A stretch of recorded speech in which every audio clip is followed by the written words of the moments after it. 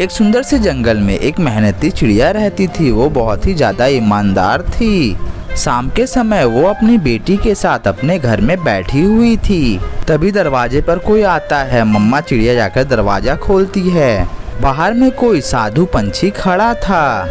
चिड़िया चिड़िया मुझे कुछ खाने के लिए दे दो। ये सुनने के बाद मम्मा चिड़िया तो सोच में ही पड़ जाती है।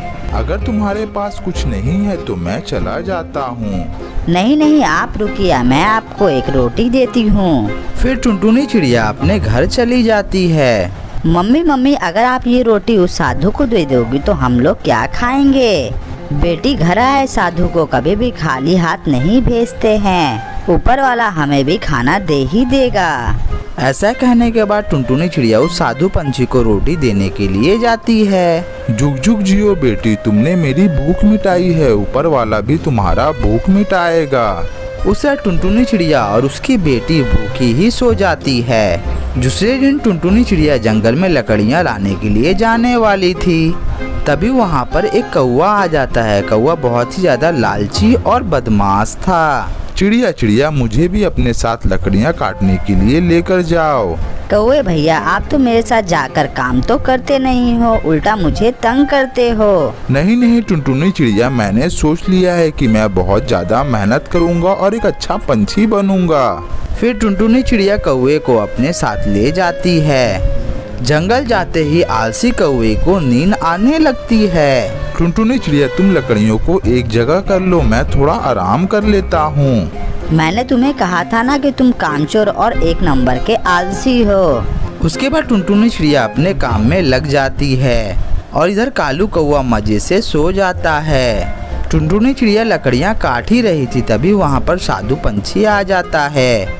बेटी, कल तुमने मेरी मदद की थी, आज मैं तुम्हारी मदद करना चाहता हूँ। वो कैसे साधु बाबा? चिड़िया, इस पेड़ के पीछे एक पेड़ है, तुम वहाँ से जाकर एक फल तोड़ सकती हो। वो फल तुम्हारे बहुत ज्यादा काम आएगा। साधु पंछी ये कहकर चला जाता है। टुनटुनी चिड़िया साधु बाबा के बताए हुए पेड़ के पास जाती है। चिड़िया के सामने एक एप्पल का पेड़ था जिस पर सोने के एप्पल लगे हुए थे। इसे देखकर चिड़िया बहुत ज्यादा हैरान हो जाती है। ये तो जादुई एप्पल के पेड़ हैं। साधु बाबा ने सच में मेरी मदद की है। टुनटुनी चिड़िया उस पेड़ में से एक एप्पल तोड़ती है। मेरे लिए तो एक सोने का एप्पल ही बहुत है। इससे मेरी जिंदगी बहुत ज्यादा अच्छी गुजर जाएगी। टुनटुनी चिड़िया सोने का एप्पल तोड़कर आती है, लेकिन इधर कौवा अभी भी सो रहा ही होता है। अरे ओ कौवे, जल्दी उठो, देखो मुझे सोने का एप्पल मिला है, तुम भी उस पेड़ के पास से जाकर ले लो। टुनटुनी चिड़िया की ये बात सुनने के बाद कालू कौवा उठकर बैठ जाता है।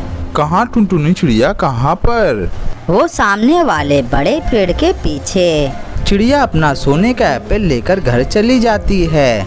कौवा भी भागता हुआ उस एप्पल के पेड़ के पास में पहुंचता है। हा, मैं तो अमीर बन गया। मैं जल्दी से घर से जाकर टोकरी लेकर आता हूँ।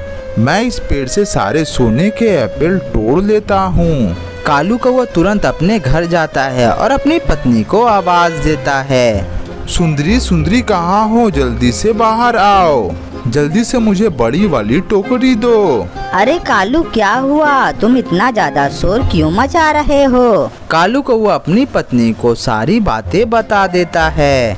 जल्दी चलो कालू कौवा, कहीं दूसरा पंछी हमसे पहले सोने का एप्पल तोड़ ना ले। फिर कालू कौवा और उसकी पत्नी जंगल की तरफ टोकरी लेकर जाते हैं। रास्ते में कौवे और उसके पत्नी को वही साधु मिलते हैं। कौवे कौवी, मुझसे ये एक एप्पल ले लो, मैंने तुम्हारी ख्वाहिश पूरी कर दी है। चलो चलो जल्दी से हटो, मैं तो उसी सोने वाले पेड़ से सारे एप्पल तोड़ूंगा। साधु बाबा, तुम ये अपना एप्पल किसी दूसरे पंछी को दे दो। कौवा कौवी भागते हुए सोने के एप्पल के पास में पहुंच जाते हैं। फिर सारे सोने के एप्पल को तोड़कर अपनी टोकरी भर लेते हैं।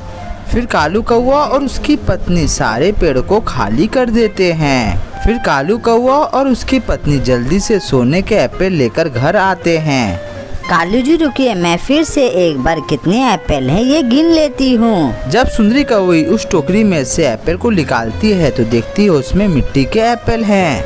ये देखने के बाद कौवा और कौवी बहुत ही ज्यादा रोने लग जाते हैं। कालू कालू ये क्या हुआ, हमारे सोने के एप्पल कैसे मिट्टी के एप्पल में बदल गए। सुंदरी, ये हमारी लालच की वजह से हुआ है। जल्दी चलो उस साधु बाबा के पास, हम उनसे एक ही सोने का एप्पल ले लेते हैं। फिर कालू कौवा और उसकी पत्नी पूरा जंगल घूमते हैं, मगर वो साधु पंछी उन्हें नहीं मिलते हैं। वो जंगल से अब जा चुके थे। ऐसे ही कालू कौवा और उसकी पत्नी खाली हाथ घर लौट आते हैं। उनकी लालच की वजह से उन्हें कुछ भी नहीं मिलता है। और इधर टुनटुनी चिड़िया खुशी खुशी अपनी बेटी के साथ एक बड़े से घर में रहती है। तो दोस्तों, ये कहानी से हमें ये सीख मिलती है कि हमें कभी भी लालच नहीं करना चाहिए। लालच बुरी बला होती है। और ये कहानी आपको अच्छी लगी हो तो इस कहानी को लाइक और हमारे चैनल को सब्सक्राइब करना ना भूलें।